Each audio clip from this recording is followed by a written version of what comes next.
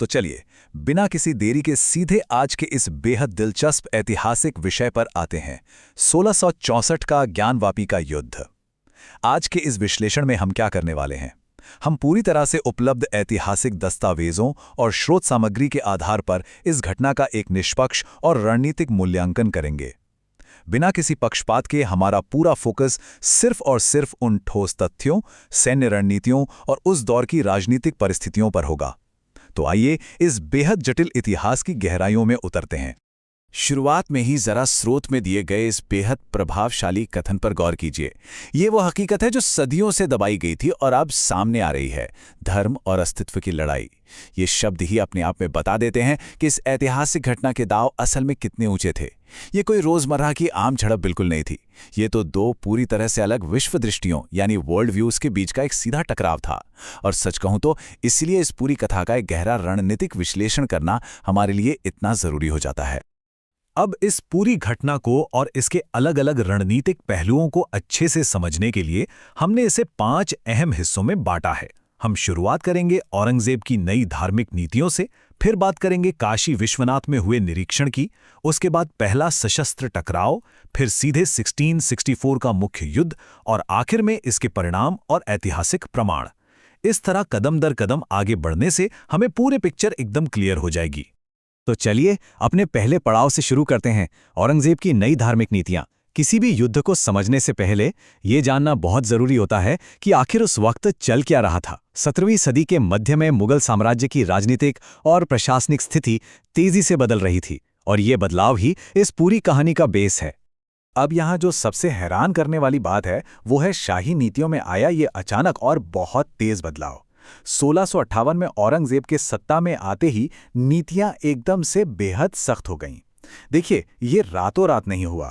1660 के दशक की शुरुआत में काशी के मंदिरों की बहुत ही कड़ी और लगातार निगरानी शुरू की गई और फिर 1664 आते आते तो एक गुप्त आदेश के तहत सीधे तौर पर निरीक्षण के दस्ते ही भेज दिए गए। सोचिए, महज इन 6 सालों के छोटे से अंतराल में मुगल साम्राज्य और स्थानीय धार्मिक केंद्रों के बीच का तनाव बिल्कुल अपने चरम पर पहुंच गया था। अब इस पूरे घटनाक्रम में एक बहुत ही अहम कड़ी है नागा साधु। इनकी भूमिका को समझना बहुत जरूरी है। स्रोत सामग्री में बिल्कुल साफ बताया गया है कि ये सिर्फ ध्यान में मग्न रहने वाले आम सन्यासी नहीं थे, बल्कि ये सशस्त्र अखाड़ों से बहुत मजबूती से जुड़े हुए थे, जो असल में उस क्षेत्र के एक बेहद मजबूत सैन्य रक्षक की तरह काम करते थे। जरा सोचिए, कठोर शारीरिक प्रशिक्षण, हथियारों का बेहतरीन ज्ञान और सबसे बड़ी बात, मृत्यु का बिल्कुल भय न होना। इनकी यही जो दोहरी भूमिका थी ना, उसी ने इन्हें मुगल प्रशासन के खिलाफ एक सबसे मजबूत और दुर्जय शक्ति बना दिया। अब आगे बढ़ते हैं अपने दूसरे चरण की तरफ, काशी विश्वनाथ में सीधे निरीक्षण। ये वो नाजुक वक्त था जब साम्राज्यवादी नीतियां सिर्फ शाही फरमानों या कागजों तक सीमित नहीं रहीं, बल्कि वो मंदिर परिसर में सीधे भौतिक और जमीनी दखलंदाजी में बदल गईं। तनाव अब सिर्फ बातों तक नहीं था, वो सामने आ चुका था। अगर आप ध्यान से देखें तो इस समय दोनों पक्षों के जो मूल उद्देश्य थे वो एक दूसरे के बिल्कुल खिलाफ थे। एक तरफ था बेहद शक्तिशाली मुगल प्रशासन, जिसका एक ही लक्ष्य था, पूरे साम्राज्य में राज्य का पूरा नियंत्रण स्थापित करना और शरिया कानूनों को सख्ती से लागू करना। वहीं दूसरी ओर थे नागा साधु, जिनका बस एक ही उद्देश्य था, अपनी धार्मिक स्वतंत्रता और सदियों पुराने मंदिर की पवित्रता की हर हाल में रक्षा करना। अब आप ही बताइए, इन दो बिल्कुल विपरीत विचारधाराओं के बीच कोई बीच का रास्ता कैसे निकल सकता था? बिल्कुल नहीं। और इसीलिए कूटनीतिक या शांतिपूर्ण समाधान की गुंजाइश पूरी तरह से खत्म हो गई थी। तो हुआ क्या? शुरुआत में स्थिति का जायजा लेने और निरीक्षण करने के लिए मुगल सैनिकों की एक टुकड़ी मंदिर के प्रांगण में दाखिल होती है। इसमें लगभग 50 लोग शामिल थे। ये लोग तलवारों और कुछ शुरुआती गोला बारूद के साथ वहां पहुंचे थे। प्रशासन की तरफ से बल प्रयोग का यह पहला सीधा जमीनी कदम था। शायद उन्हें लगा होगा कि ये तो बस एक रूटीन चेकिंग है, आराम से हो जाएगी। लेकिन जैसे ही वे सैनिक अंदर आए, उन्हें तुरंत रोक दिया गया, और वो भी केवल 25 नागा साधुओं द्वारा। अब ये कोई साधारण भीड़ नहीं थी। ये साधु पूरी तरह से युद्ध के लिए तैयार थे, त्रिशूल, भाले और भारी तलवारों से लैस। मुगल सैनिकों के लिए ये बहुत ही चौंकाने वाला और अप्रत्याशित सामना था। उन्हें शायद लगा होगा कि पुजारी डरकर पीछे हट जाएंगे, लेकिन उनके सामने तो एक पूरी तरह से प्रशिक्षित और निडर सैन्य बल सीना ताने खड़ा था।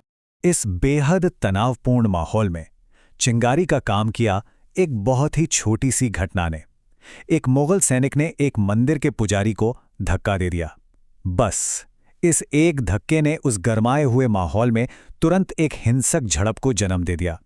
पलक झपकते ही हथियारों का इस्तेमाल शुरू हो गया और इसमें कम से कम 3 मुगल सैनिक गंभीर रूप से घायल हो गए। आखिरकार सैनिकों को पीछे हटना ही पड़ा। ये घटना एक छोटे लेकिन बेहद खतरनाक गतिरोध में बदल गई थी। और इसी पहली हिंसक झड़प के बाद शुरू होता है हमारा तीसरा चरण, पहला सशस्त्र टकराव और एक बड़े युद्ध की तैयारियां। अब तक दोनों ही पक्षों को ये बिल्कुल साफ हो चुका था कि भई अब बातचीत का समय तो पूरी तरह से खत्म हो गया है। एक बड़ा युद्ध अब तय था और इसीलिए दोनों तरफ बहुत तेजी से सैन्यीकरण शुरू हो गया। यहाँ जो सबसे ज्यादा ध्यान देने वाली बात है वो है साधुओं की रक्षा रणनीति। सच कहूं तो ये बहुत ही अद्भुत और सुव्यवस्थित थी। इन्होंने एक प्रॉपर सैन्य योजना की तरह इसे 4 स्पष्ट चरणों में बांटा। सबसे पहले जो वरिष्ठ और अनुभवी साधु थे उन्होंने मुख्य द्वार को पूरी तरह से सिक्योर कर लिया। दूसरा, नदी के रास्ते कोई सरप्राइज अटैक ना हो जाए इसके लिए गंगा घाट पर कड़ी निगरानी शुरू कर दी गई। तीसरा, छतों और अंदर की संकरी गलियों में छिपकर चौकसी बिठाई गई ताकि ऊपर से भी हमला किया जा सके। और अंत में गर्भगृह की सुरक्षा की आखिरी ढाल के रूप में 2 सबसे वरिष्ठ संतों को तैनात किया गया। देखा जाए तो अखाड़ों ने कुछ ही समय में पूरे मंदिर परिसर को एक अभेद्य किले में तब्दील कर दिया था। अब जरा दूसरी तरफ देखते हैं। जैसे ही इस सशस्त्र प्रतिरोध की खबर शाही दरबार तक पहुंची, उनका रिएक्शन भी बहुत तेज और सख्त था। पूरे 150 मुगल सैनिकों की एक बड़ी बैकअप फोर्स रातों रात भेज दी गई। ये कोई छोटी बात नहीं थी। इससे पता चलता है कि प्रशासन ने स्थानीय प्रतिरोध को कितनी गंभीरता से लिया था। उन्होंने तुरंत तय कर लिया था कि बल प्रयोग को बढ़ाना है और किसी भी कीमत पर स्थिति को अपने कंट्रोल में लेना है। इस नई फोर्स के आने के बाद मुगल सेना ने एक बहुत ही जबरदस्त सामरिक योजना बनाई। इसे 3 हिस्सों में बांटा गया। 80 सैनिकों का एक बड़ा दस्ता सीधा मुख्य द्वार से हमला करने वाला था।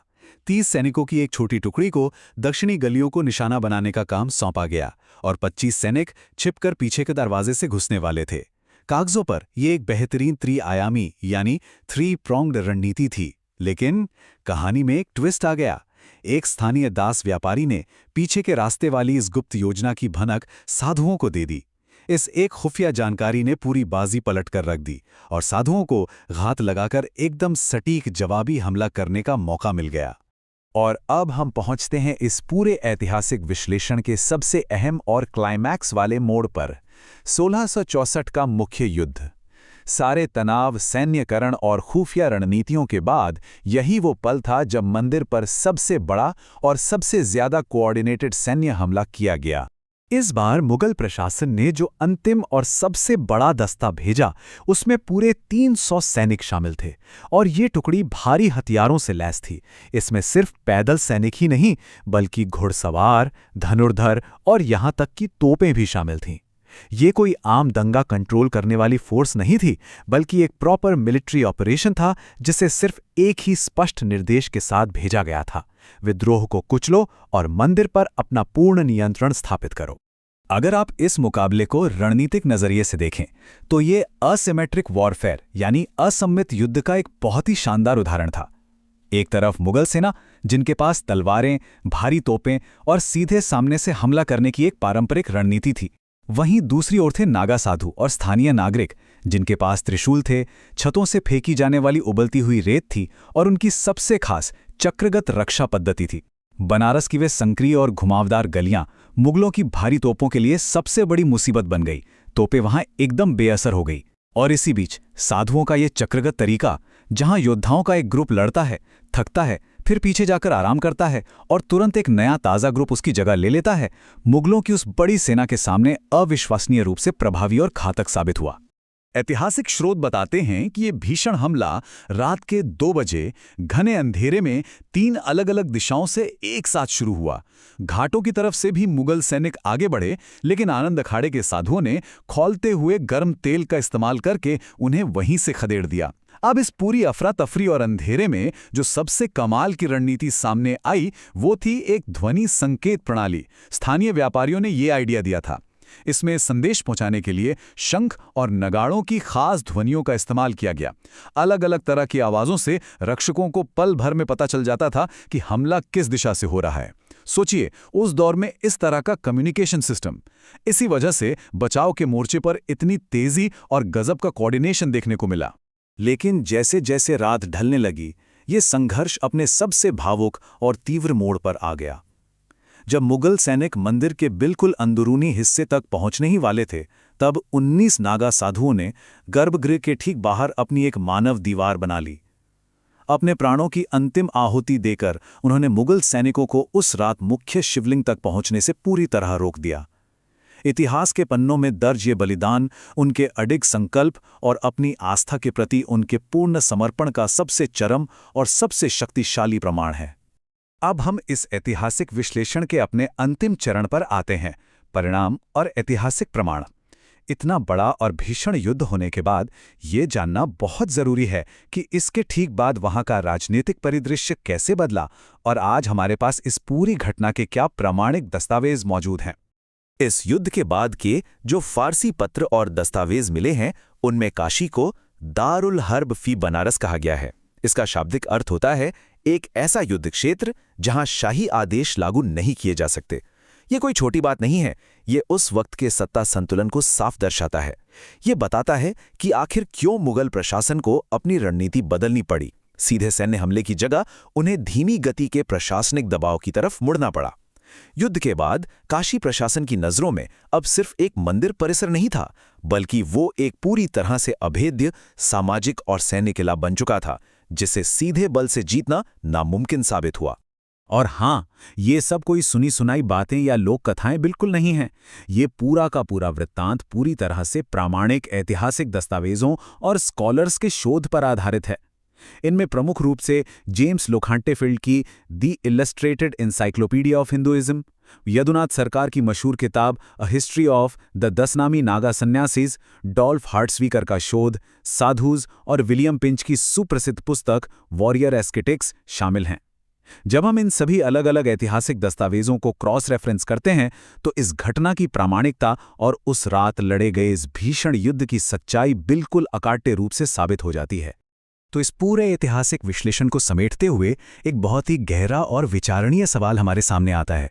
ऐसे स्थानीय प्रतिरोध जो इतने सावधानी से प्रलेखित तो हैं, फिर भी इतने लंबे समय तक अनदेखे रह गए, इन्हें जानने के बाद साम्राज्यवादी इतिहास को देखने का हमारा नजरिया कैसे बदलता है। अक्सर हम इतिहास को सिर्फ बड़े बड़े साम्राज्यों और राजाओं के चश्मे से पढ़ते हैं, लेकिन ये घटना हमें ये सोचने पर मजबूर करती है कि जमीनी स्तर पर हुए इन छोटे लेकिन बेहद सुसंगठित संघर्षों का इतिहास की उन बड़ी बड़ी कहानियों पर कितना गहरा और पक्का असर होता है।